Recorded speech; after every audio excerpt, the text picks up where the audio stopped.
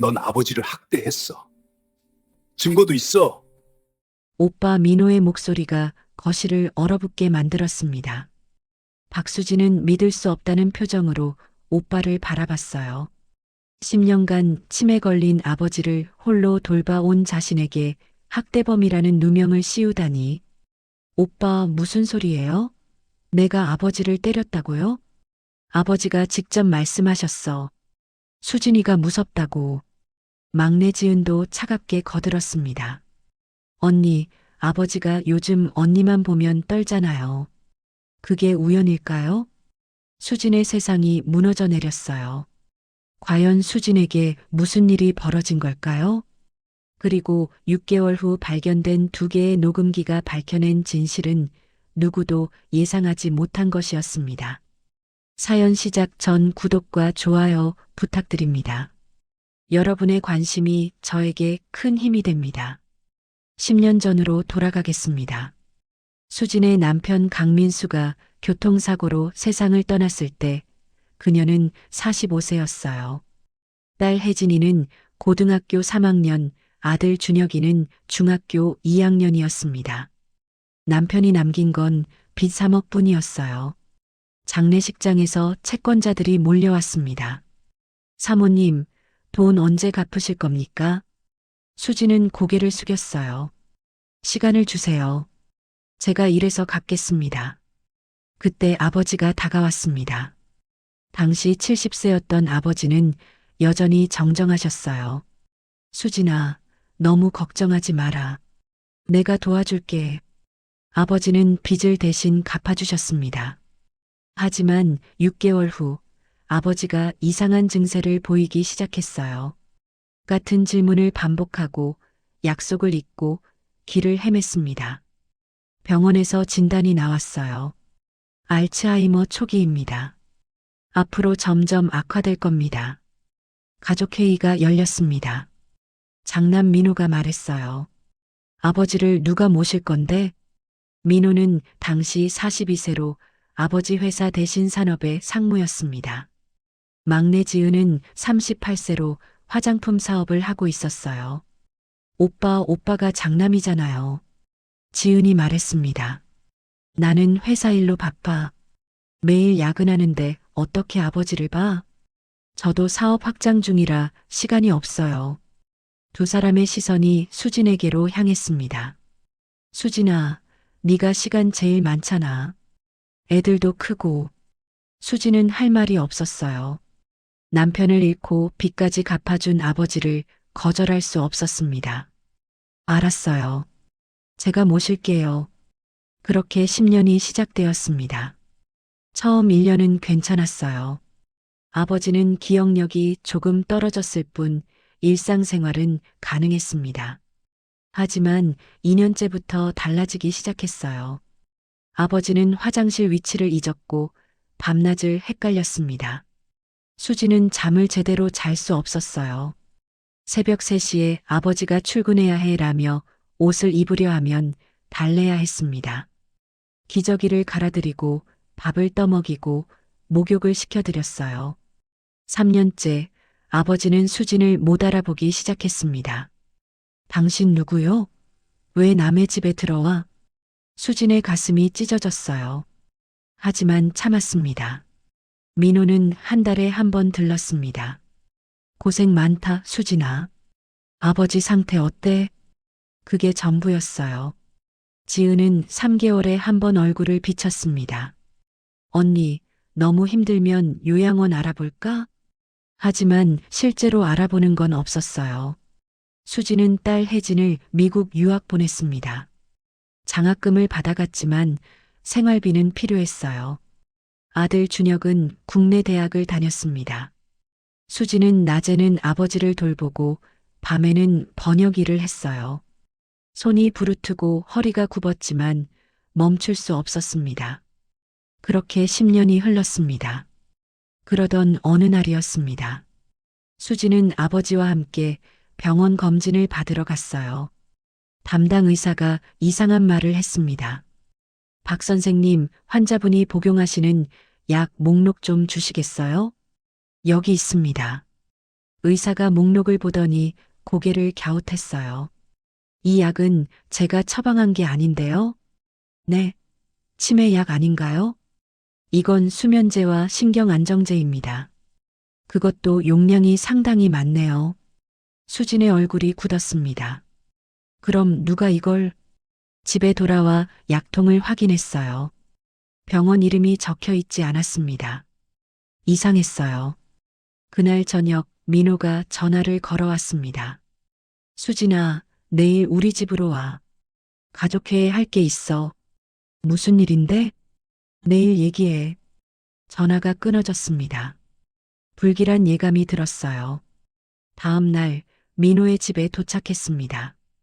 강남의 50평 아파트였어요. 거실에는 이미 지은과 낯선 여자가 앉아 있었습니다. 이분은 아버지 새 요양보호사 이미선 씨예요. 민호가 소개했습니다. 요양보호사요? 왜 갑자기? 수진아 혼자 하기 힘들잖아. 우리가 고용했어. 난 괜찮은데. 이미 결정된 일이야. 민호의 목소리가 차갑게 식었습니다.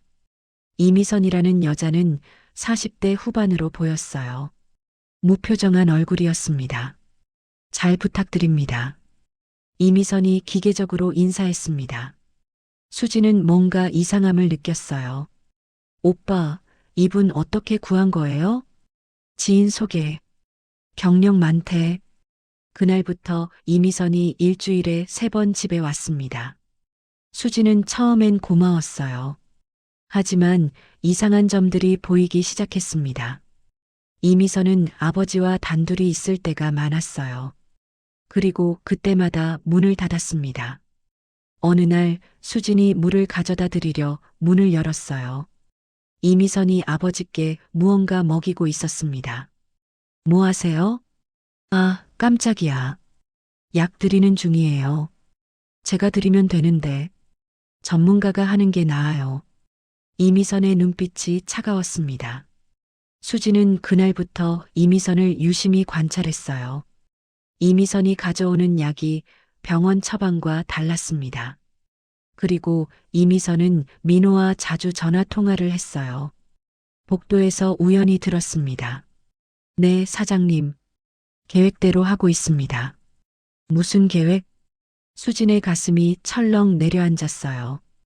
2주가 지났습니다. 아버지의 상태가 이상하게 변했어요. 예전보다 더 멍해 보였고 잠을 너무 많이 주무셨습니다. 그리고 수진만 보면 이상한 반응을 보였어요.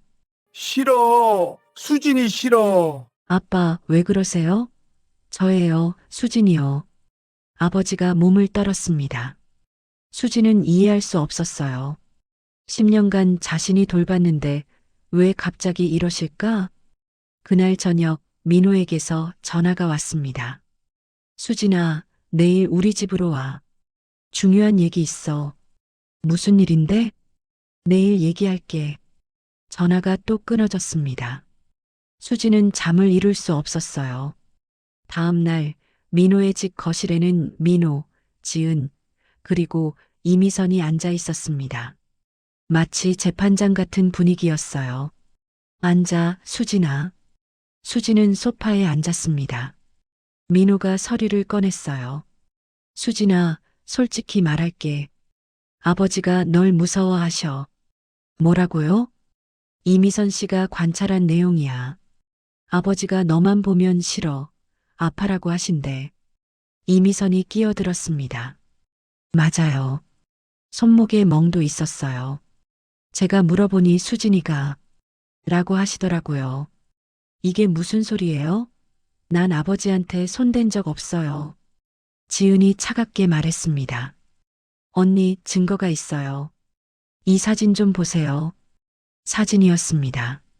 아버지 손목에 시퍼런 멍이 찍혀 있었어요. 이건 제가 한 게 아니에요.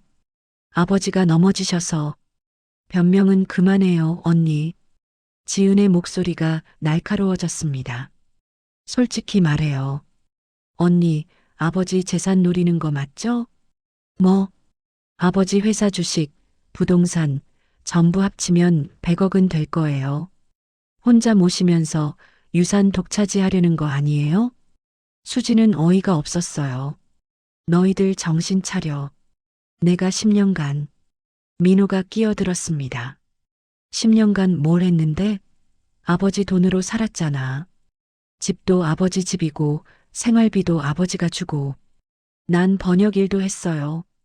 그래봤자 얼마나 벌었어? 월 200만 원? 그걸로 애들 학비 되나?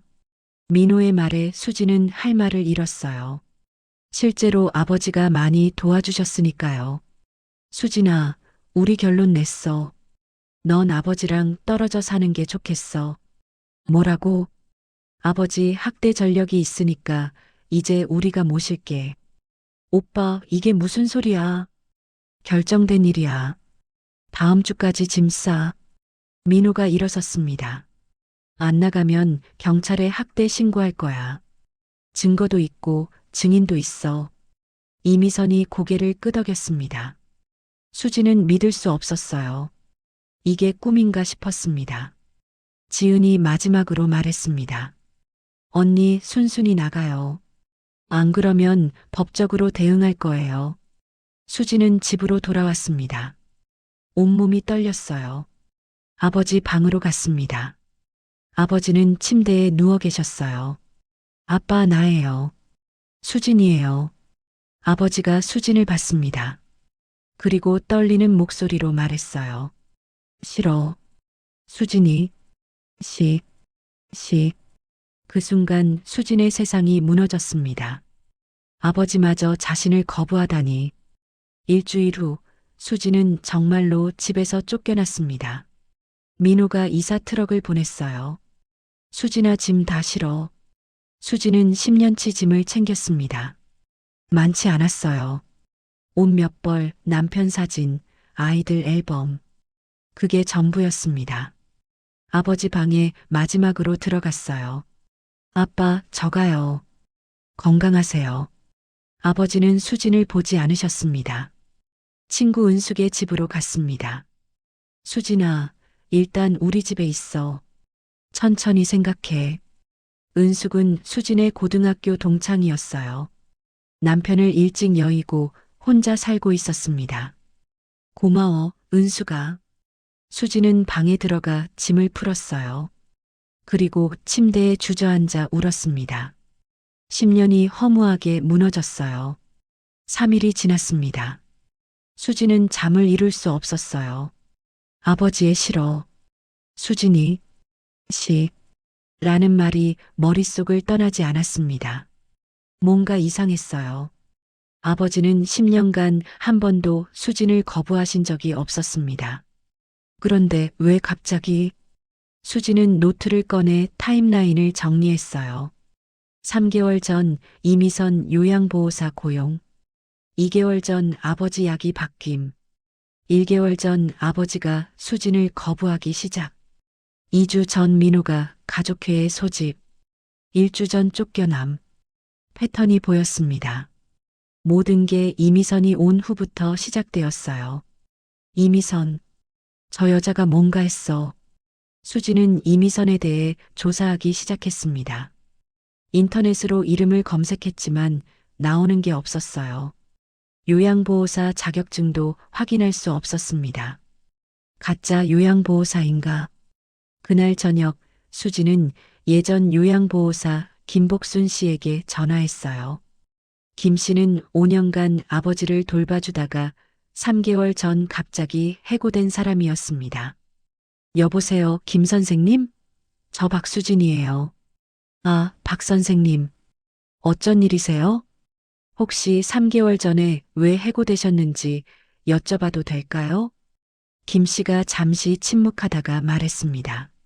사실은 박민호 씨가 저를 갑자기 자르셨어요. 이유가 뭐였나요? 이유도 안 알려주더라고요. 그냥 더 이상 필요 없다고만 하고. 혹시 해고되기 전에 이상한 일 없었나요? 김 씨가 한숨을 쉬었어요. 있었어요. 박민호 씨가 회장님께 이상한 약을 드리는 걸 봤어요. 약이요? 네. 병원 처방전도 없는 약이었어요. 제가 물어보니까 화를 내시더라고요. 그리고 다음날 해고됐어요. 수진의 손이 떨렸습니다. 그 약이 어떻게 생겼나요? 흰색 알약이었어요. 작고 둥근 수면제 같았어요. 혹시 그거 사진 찍어두신 거 없나요? 없어요. 하지만 한 가지 더 이상한 게 있었어요. 뭔데요? 회장님이 항상 서랍에 뭔가를 숨기셨어요. 제가 청소할 때 보니까 김 씨가 목소리를 낮췄습니다. 녹음기였어요. 녹음기요? 네. 오래된 녹음기. 항상 켜져 있었어요. 처음엔 음악 들으시나 했는데 나중에 보니 녹음 중이더라고요. 수진의 심장이 뛰었습니다. 그게 지금도 있을까요? 잘 모르겠어요. 하지만 회장님이 소중히 여기시던 건 확실해요. 전화를 끊었습니다. 수진은 확신했어요. 아버지가 뭔가 녹음하셨어. 그게 증거일 거야. 다음 날 수진은 변호사 사무실을 찾았습니다. 최진희 변호사는 50대 중반의 날카로운 여성이었어요. 박 선생님, 상황이 쉽지 않네요. 학대 증거가 있다는 진술서가 있고 아버님도 당신을 거부하셨다면. 변호사님, 저는 절대 아버지를 때리지 않았어요. 이건 음모예요. 수지는 김복순에게 들은 이야기를 전부 털어놨습니다. 최 변호사의 표정이 진지해졌어요. 약물, 그리고 녹음기, 흥미롭네요. 그 녹음기를 찾아야 해요. 하지만 어떻게요? 지금 그 집은 당신 오빠가 관리하는데. 수지는 잠시 생각했습니다. 제가 들어가 보겠습니다. 불법 침입이 될 수 있어요. 상관없어요. 진실을 찾아야 해요. 최 변호사가 고개를 끄덕였습니다. 알겠습니다. 하지만 조심하세요. 잡히면 오히려 불리해질 수 있어요. 그날 밤 수지는 계획을 세웠습니다. 민호는 평일엔 회사에 있고 지은도 낮엔 바빠요. 이미선은 오후 3시부터 7시까지만 있습니다. 틈새는 오전이었어요. 다음 날 오전 10시 수지는 아버지 집 앞에 섰습니다. 뒷문 열쇠는 아직 가지고 있었어요. 조용히 문을 열고 들어갔습니다. 집은 고요했습니다. 아버지는 낮잠을 주무시는 시간이었어요. 수지는 아버지 방으로 향했습니다. 문을 살짝 열었어요. 아버지가 침대에 누워 계셨습니다. 수지는 서랍으로 다가갔습니다. 천천히 열었어요. 그 안에 녹음기가 있었습니다. 찾았어. 수지는 녹음기를 집어들었습니다. 무게가 묵직했어요. 그때 현관문 열리는 소리가 들렸습니다. 누가 왔어? 수지는 창문 쪽으로 몸을 숨겼습니다. 민호의 목소리가 들렸어요. 아버지, 점심 드시라고 왔어요. 민호가 거실로 들어왔습니다. 수지는 가슴이 터질 것 같았어요. 민호가 부엌으로 가는 소리가 들렸습니다. 지금이야. 수지는 조용히 방문을 열고 복도로 나왔어요. 민호는 부엌에서 뭔가 하고 있었습니다. 수지는 현관문으로 달려갔어요. 문을 열고 밖으로 나왔습니다. 숨이 가빴습니다. 하지만 녹음기는 손에 쥐고 있었어요. 이제 진실을 알 수 있어. 은숙의 집으로 돌아온 수지는 방문을 잠갔습니다. 녹음기를 테이블 위에 놓았어요. 손이 떨렸습니다. 재생 버튼을 눌렀어요. 처음엔 잡음만 들렸습니다. 그러다 아버지의 목소리가 들렸어요. 녹음 6개월 전. 오늘은 8월 15일이다. 내 이름은 박성호, 78세. 아버지의 목소리는 또렷했습니다. 나는 치매가 아니다. 정신이 멀쩡하다. 하지만 아들 민호가 나를 치매 환자로 만들려 한다. 수지는 숨이 멎는 것 같았어요. 3개월 전부터 민호가 이상한 약을 가져왔다. 흰색 알약. 먹으면 머리가 멍해진다. 처음엔 몰랐다. 병원 약인 줄 알았다. 하지만 점점 이상했다. 기억이 끊기고 잠만 왔다. 복순이가 물어봤다. 회장님, 무슨 약 드세요? 나는 대답하지 못했다. 민호가 뭐라고 할까봐. 녹음이 계속되었어요. 녹음 5개월 전. 오늘 민호가 협박했다. 아버지, 수진이한테 말하면 수진아가 위험해져요. 무슨 소리야? 내가 물었다. 아버지가 치매인 척 해주셔야 해요. 안 그러면 수진이를 학대범으로 만들 거예요. 나는 믿을 수 없었다. 내 아들이 이럴 수가. 하지만 민호의 눈빛이 진심이었다. 수진이를 해칠 거라는 눈빛. 수진은 눈물이 쏟아졌습니다. 나는 선택했다. 수진이를 지키기 위해 치매인 척하기로. 미안하다, 수진아. 아빠가 겁쟁이라서. 녹음은 더 충격적으로 이어졌습니다. 녹음 4개월 전. 오늘 민호가 또 왔다. 이번엔 지은이와 함께. 아버지, 회사 돈 50억을 빼돌렸습니다. 민호가 말했다. 뭐? 지은이랑 같이 페이퍼 컴퍼니 만들어서 빼돌렸어요. 아버지가 정신 멀쩡하면 들통나요. 너희들이 미쳤구나. 아버지, 선택하세요. 치매인 척 하시든지 아니면 수진이가 감옥 가든지. 지은이가 차갑게 말했다. 우린 증거도 다 만들었어요. 수진 언니가 아버지 학대했다는 증거. 나는 무너졌다. 내 자식들이 이럴 줄이야. 수진은 바닥에 주저앉았어요. 민호와 지은이가 공모한 거였습니다. 녹음은 계속되었습니다. 녹음 3개월 전. 오늘 복순이가 해고됐다. 민호가 자른 거다. 대신 이미선이라는 여자가 왔다. 민호가 고용한 여자. 이미선은 민호 편이다. 내게 약을 더 많이 먹인다. 그리고 수진이가 오면 나를 때리는 척 연기하라고 시킨다. 회장님, 박수진 씨 오시면 아파, 싫어하세요. 안 그러면 박수진 씨 위험해져요. 나는 따랐다. 수진아, 미안하다. 아빠가 너를 지키려고 그런 거야. 수진은 울부짖었습니다. 아버지는 모든 걸 알고 계셨어요. 그리고 수진을 지키기 위해 연기하신 거였습니다. 녹음 2개월 전. 오늘 민호가 최악의 소리를 했다. 아버지, 수진이는 이제 쫓아낼 거예요. 학대 증거도 다 만들었어요. 민호야, 제발 그러지 마라. 늦었어요. 이미 요양보호사 진술서도 작성했고 사진도 찍었어요. 나는 울었다. 하지만 어쩔 수 없었다. 수진이를 살리려면. 녹음이 끊겼습니다. 그리고 마지막 녹음이 재생되었어요. 녹음 1개월 전. 수진아, 내가 이 녹음을 듣고 있다면 내가 쫓아낸 거겠지. 아버지의 목소리가 떨렸습니다. 미안하다. 정말 미안하다. 하지만 알아라. 아빠는 너를 한 번도 미워한 적 없다. 민호와 지은이가 한 짓을 세상에 알려라. 회사 계좌를 확인해라. KB은행 비밀 계좌. 거기에 모든 증거가 있다. 그리고 한 가지 더. 아버지가 숨을 크게 들이쉬는 소리가 들렸어요. 내 남편 민수. 그 사고가 진짜 사고가 아니었다. 수진의 몸이 얼어붙었습니다.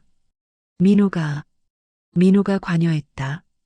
민수가 회사 횡령을 눈치챘거든. 미안하다, 수진아. 아빠가 늦게 알았다. 너무 늦게. 녹음이 끝났습니다. 수진은 바닥에 쓰러져 울었어요. 남편의 죽음도 민호 때문이었습니다. 은숙이 방문을 두드렸어요. 수진아, 괜찮아? 문을 열자 은숙이 들어왔습니다. 무슨 일이야? 왜 울어? 수진은 녹음기를 보여줬어요. 들어봐. 은숙이 녹음을 들었습니다. 표정이 점점 굳어졌어요. 이게 진짜야? 응. 오빠가 남편도 죽였어. 은숙이 수진을 꼭 안았습니다. 수진아, 이제 경찰에 가야 해. 응. 가야 해. 다음 날 수지는 최진희 변호사를 찾아갔습니다. 녹음을 들려주자 변호사의 얼굴이 창백해졌어요. 이건 엄청난 증거예요. 즉시 경찰에 신고하고 재검사 신청해야 해요. 남편 사건도 재수사 요청할 수 있나요? 당연하죠. 이 녹음이면 가능해요. 변호사는 즉시 움직였습니다. 경찰에 신고하고 검찰에 고발장을 제출했어요. 병원에 아버지 재검사를 요청했습니다. 3일 후 경찰이 민호의 회사를 압수수색했습니다. 회계장부에서 50억 원 횡령 증거가 쏟아졌어요. 해외 페이퍼 컴퍼니 3개, 지은명의 계좌, 이체 내역, 모든 게 드러났습니다. 민호는 경찰에 소환되었어요. 형사님, 전 아무것도 모릅니다. 그럼 이 계좌 내역은 뭔가요? 당신 명의로 50억이 이체됐는데? 그건 회사 업무상 필요해서 페이퍼 컴퍼니로 돈 빼돌린 것도 업무상 필요였나요? 민호는 대답하지 못했습니다. 병원 재검사 결과도 나왔어요. 아버지는 치매가 아니었습니다. 약물 과다 복용으로 인한 일시적 인지저하였어요. 그리고 초기 뇌종양까지 발견되었습니다. 민호가 먹인 약은 수면제와 신경안정제였어요. 과다 복용 시 치매와 유사한 증상을 일으키는 약이었습니다. 일주일 후 법정이 열렸습니다. 민호와 지은이 피고인석에 앉았어요. 수지는 방청석에서 두 사람을 바라봤습니다. 검사가 입을 열었어요.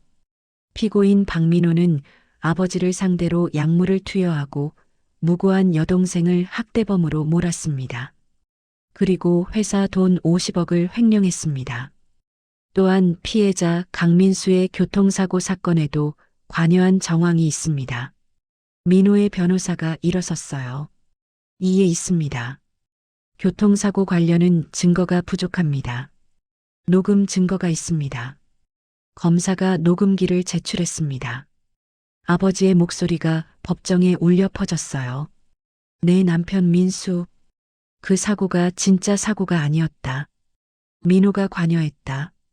방청석이 술렁거렸습니다. 민호의 얼굴이 하얗게 질렸어요. 이건 조작입니다. 조작이라는 증거 있습니까? 민호는 대답하지 못했습니다. 그때 지은이 갑자기 일어섰어요. 재판장님, 제가 증언하겠습니다. 모두가 놀랐습니다. 지은아, 너 뭐 하는 거야? 민호가 다급하게 말했습니다. 하지만 지은은 무시했어요. 재판장님, 모든 건 박민호 오빠가 계획한 겁니다. 뭐? 저는 오빠한테 속았어요. 오빠가 아버지 재산을 지키려면 수진 언니를 내보내야 한다고 했어요. 거짓말하지 마. 민호가 소리쳤습니다. 오빠, 이제 끝이에요. 저까지 감옥 가고 싶지 않아요. 지은이 서류를 꺼냈어요. 이게 오빠가 만든 횡령 계획서예요. 제 명의를 도용한 거예요. 검사가 서류를 받아들었습니다. 이건 결정적 증거네요. 민호는 완전히 무너졌어요. 지은아, 너, 미안해요, 오빠. 하지만 전 살고 싶어요. 지은은 계속 증언했습니다. 강민수 씨 교통사고도 오빠가 사람을 고용했어요. 차량 정비사를 매수해서 브레이크를 조작했다고 들었어요. 수지는 숨이 막혔습니다. 남편을 죽인 게 정말 민호였어요. 검사가 물었습니다. 증거가 있습니까? 오빠 컴퓨터에 그때 정비사와 주고받은 이메일이 있을 거예요. 계좌 이체 내역도요. 재판이 잠시 중단되었습니다. 경찰이 민호의 컴퓨터를 압수수색했어요. 3일 후 결과가 나왔습니다. 지은의 말이 사실이었어요. 민호가 정비사에게 500만 원을 보낸 내역이 있었습니다. 그리고 사고 전날 일 잘 처리하라는 이메일도 발견되었어요. 재판이 재개되었습니다. 하지만 민호 측에서 새로운 증거를 제출했어요. 재판장님, 피고인이 무죄임을 입증할 결정적 증거가 있습니다. 민호 변호사가 서류를 내밀었습니다. 이건 박성호 회장의 유언장입니다. 5년 전에 작성된 것으로 모든 재산을 장남 박민호에게 상속한다고 명시되어 있습니다. 수지는 놀랐어요. 이건 위조예요.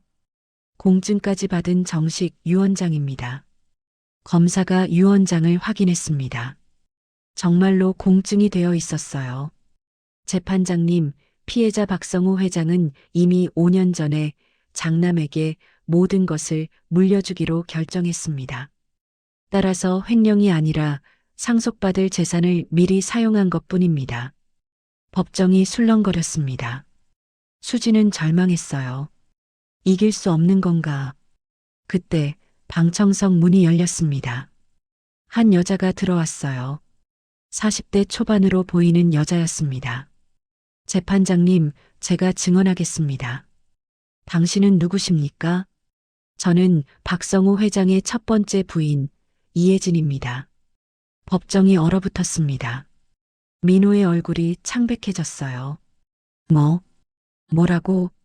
수진도 놀랐습니다. 아버지가 재혼하셨다는 건 알았지만 첫 번째 부인이 살아계실 줄은 몰랐어요. 이혜진이 증언대에 섰습니다. 저는 30년 전 박성호 회장과 이혼했습니다. 하지만 최근에 회장님께서 저를 찾아오셨어요. 언제 찾아오셨습니까? 6개월 전입니다. 회장님은 제게 모든 걸 말씀하셨어요. 아들 민호가 회사 돈을 횡령하고 있다고, 그리고 딸 수진을 내쫓으려 한다고. 회장님이 뭐라고 하셨습니까? 혜진 씨, 제가 증거를 모으고 있습니다. 하지만 혹시 제게 무슨 일이 생기면 이걸 법정에 제출해 주세요. 이혜진이 봉투를 꺼냈어요. 이게 회장님이 제게 맡긴 겁니다. 봉투 안에는 또 다른 녹음기가 있었습니다. 녹음기가 2개였어요? 수진이 놀라서 물었습니다. 네. 회장님은 만약의 경우를 대비해 2개를 녹음하셨대요. 하나는 수진 씨가 찾게 하고 하나는 제가 보관하라고. 2번째 녹음기가 재생되었습니다. 녹음 7개월 전. 혜진 씨, 이 녹음을 듣고 계시다면 내 계획이 성공한 겁니다. 아버지의 목소리였어요. 민호가 유언장을 위조할 걸 알고 있었습니다. 그래서 미리 준비했어요. 진짜 유언장은 따로 있습니다. 공증 변호사 이승민 사무실에 보관되어 있어요. 그리고 내가 민호를 시험했습니다. 일부러 치매인 척하고 민호가 어떻게 나오는지 봤어요. 결과는 실망스러웠습니다. 내 아들이 나를 이용하고 동생을 배신하더군요. 하지만 수진이는 달랐습니다. 10년간 날 돌봐줬어요. 한 번도 포기하지 않았어요. 그래서 결정했습니다. 모든 재산은 수진이에게 상속합니다. 민호와 지은에겐 미안하지만 아무것도 주지 않을 겁니다. 녹음이 끝났습니다. 민호는 바닥에 주저앉았어요. 아버지, 왜? 이혜진이 계속 말했습니다. 그리고 이게 진짜 유언장입니다. 이승민 변호사가 공증한 것으로 박민호 씨가 제출한 유언장은 위조입니다. 진짜 유언장에는 명확히 적혀 있었어요. 나의 모든 재산은 딸 박수진에게 상속한다. 박민호와 박지은에게는 법정 상속분도 주지 않는다. 검사가 위조 유언장을 확인했습니다. 이 유언장은 위조가 맞습니다. 공증 변호사에게 확인한 결과 해당 변호사는 이런 유언장을 공증한 적이 없다고 합니다. 민호는 완전히 무너졌어요. 판사가 판결을 내렸습니다. 피고인 박민호는 횡령, 위조, 사기, 그리고 살인 교사 혐의로 징역 12년을 선고합니다. 피고인 박지은은 횡령 방조 혐의로 징역 3년을 선고합니다. 피고인 이미선은 사기 방조 혐의로 징역 2년을 선고합니다. 망치 소리가 울렸습니다. 민호가 수갑을 차고 끌려갔어요. 수진아, 미안해. 수지는 대답하지 않았습니다. 재판이 끝난 후 수지는 병원으로 달려갔습니다. 아버지는 뇌종양 수술을 성공적으로 마치고 회복 중이었어요. 병실 문을 열자 아버지가 침대에 앉아 계셨습니다. 예전처럼 맑은 눈빛이었어요. 아빠, 수진이 울먹였습니다. 아버지가 손을 내밀었어요. 수진아, 이리 와. 수진은 아버지 곁으로 다가가 손을 잡았습니다. 아빠, 정말 미안해요. 제가 오빠들을 못 봐서. 아니야. 내 잘못이 아니야. 아버지의 눈에서 눈물이 흘렀어요. 아빠가 미안하다. 널 그렇게 힘들게 했는데. 아니에요, 아빠. 아빠가 절 지켜주셨잖아요. 두 사람은 한참을 울었습니다. 아버지가 입을 열었어요. 수진아, 사실 아빠가 너한테 숨긴 게 하나 더 있어. 뭔데요?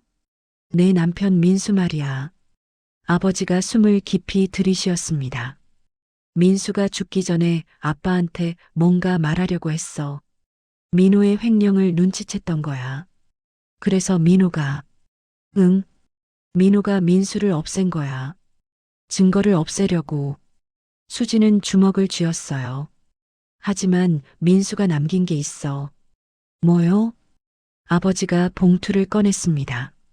민수가 죽기 일주일 전에 아빠한테 이걸 맡겼어. 혹시 제게 무슨 일이 생기면 경찰에 주세요라고. 봉투 안에는 USB가 있었어요. 이게 뭔데요? 민호의 횡령 증거야. 민수가 몰래 모아둔 거야. 수지는 USB를 받았습니다. 이걸 왜 이제 주시는 거예요? 타이밍을 기다렸어. 민호가 완전히 무너질 때까지. 아버지가 미소 지었어요. 이제 경찰에 제출해라. 민호의 형량이 더 늘어날 거야. 일주일 후 인천공항에 수진이 나왔습니다. 딸 혜진이가 미국에서 돌아오는 날이었어요. 게이트가 열리고 혜진이가 나왔습니다. 27세가 된 혜진이는 아름답게 자라 있었어요. 엄마, 혜진아. 두 사람은 껴안고 울었습니다. 엄마, 정말 고생하셨어요. 아니야.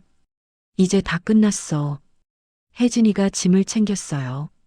엄마, 저 이제 한국에서 일할 거예요. 미국 회사에서 서울지사 근무 제안 받았어요. 정말? 네. 이제 엄마 곁에 있을 거예요. 수지는 눈물이 났습니다. 딸이 돌아왔어요. 집으로 가는 차 안에서 혜진이가 물었습니다. 외할아버지는 어떠세요? 많이 좋아지셨어. 곧 퇴원하실 거야. 그럼 우리 같이 살 수 있겠네요? 응. 새 집 구했어. 아빠가 준비해 두신 돈으로. 수지는 강남의 작은 아파트를 계약했어요. 크지 않지만 셋이 살기엔 충분했습니다. 한 달 후 아버지가 퇴원했습니다. 수진과 혜진이가 병원에 마중 나갔어요. 할아버지, 혜진이가 아버지를 껴안았습니다. 우리 혜진이 많이 컸네. 할아버지도 많이 좋아지셨어요. 세 사람은 새 집으로 향했습니다.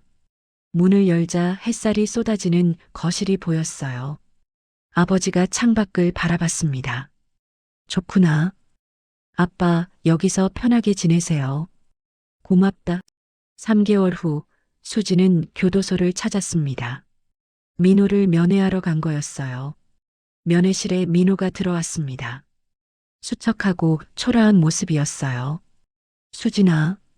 민호가 고개를 숙였습니다. 왜 왔어? 오빠 얼굴 보러 왔어. 미안해, 수진아. 정말, 정말 미안해. 민호의 눈에서 눈물이 흘렀습니다. 나도 몰랐어. 내가 이렇게까지 나쁜 인간인 줄. 돈에 눈이 멀어서 동생도 배신하고 매제도 죽이고.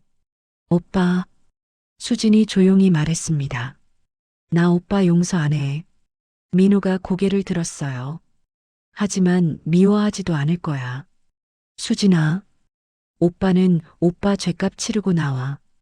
그리고 다시 사람답게 살아. 고마워, 수진아. 정말. 안녕, 오빠. 수지는 일어섰습니다. 뒤돌아보지 않고 면회실을 나왔어요. 이제 정말 끝이었습니다. 6개월 후 봄이었습니다. 수지는 아버지 혜진이와 함께 남편 민수의 묘에 찾아갔어요. 여보, 우리 왔어요. 수진이 묘비 앞에 꽃을 놓았습니다.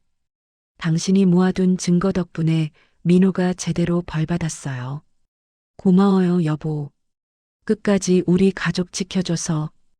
혜진이도 무릎을 꿇고 절했습니다. 아빠, 보고 싶어요. 아버지가 묘비를 쓸어내렸어요.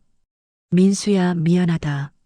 내가 내 목숨까지 지켜주지 못해서. 아빠, 아니에요. 다 민호 오빠 잘못이에요. 세 사람은 한참을 묘 앞에 앉아 있었습니다. 그날 저녁 집으로 돌아온 수지는 발코니에 섰어요. 서울의 야경이 펼쳐졌습니다. 10년이 흘렀어요. 힘든 시간이었습니다. 하지만 이겨냈어요. 아버지가 옆에 왔습니다. 수진아, 네, 아빠. 고맙다. 아빠 10년간 돌봐줘서. 아니에요. 당연한 거예요. 아니야. 당연한 게 아니야. 요즘 세상에 부모 모시는 자식이 얼마나 되겠어? 아버지가 수진의 어깨를 감싸 안았습니다. 아빠가 자랑스럽다. 내가. 저도 자랑스러워요, 아빠. 끝까지 절 믿어주셔서. 두 사람은 야경을 바라봤습니다. 혜진이가 거실에서 불렀어요. 엄마, 할아버지. 저녁 됐어요. 응, 간다. 세 사람은 식탁에 둘러앉았습니다. 따뜻한 밥과 국이 차려져 있었어요. 잘 먹겠습니다. 세 사람이 함께 말했습니다. 평범하지만 행복한 저녁이었어요. 여러분, 박수진의 이야기 어떠셨나요? 10년간 아버지를 돌봤지만 학대범으로 몰린 딸. 하지만 아버지는 모든 진실을 녹음해 두셨고 끝까지 딸을 지켰습니다. 돈과 권력을 위해 가족을 배신한 형제는 결국 벌을 받았어요. 세상은 때로 불공평합니다. 선한 사람이 고통받고 악한 사람이 잘 사는 것처럼 보일 때가 많죠. 하지만 기억하세요. 진실은 반드시 밝혀집니다. 끝까지 포기하지 않으면 정의는 반드시 돌아옵니다. 그리고 진짜 효도는 조용히, 묵묵히 하는 겁니다. 화려하지 않아도 괜찮아요. 남들처럼 큰 집을 사들이지 못해도 괜찮습니다. 그저 곁에 있어주는 것, 손 잡아드리는 것, 그게 진짜 효도입니다. 여러분도 수진처럼 힘든 시간을 겪고 계신가요? 절대 포기하지 마세요. 당신의 진심은 반드시 전해집니다. 그리고 당신을 지켜주는 누군가가 있을 거예요. 오늘 이야기가 힘이 되셨다면 구독과 좋아요 부탁드립니다. 댓글로 여러분의 생각도 나눠주세요. 다음 이야기에서 또 만나 뵙겠습니다. 건강하시고 항상 행복하세요.